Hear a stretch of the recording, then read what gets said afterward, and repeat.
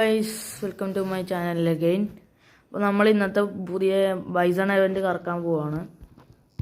ഇത് രണ്ടും വേണ്ട, നമുക്കിത് സ്പിൻ ചെയ്യാം. ഫസ്റ്റ് സ്പിൻ ചെയ്യാം.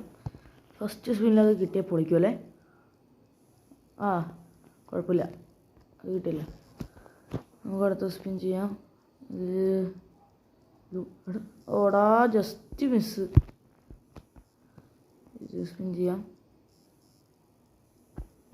തോന്നി അത് കിട്ടും ലാസ്റ്റ്. മിക്കപ്പോഴും പാരഷൂട്ട് കിട്ടി ഗൈസ്.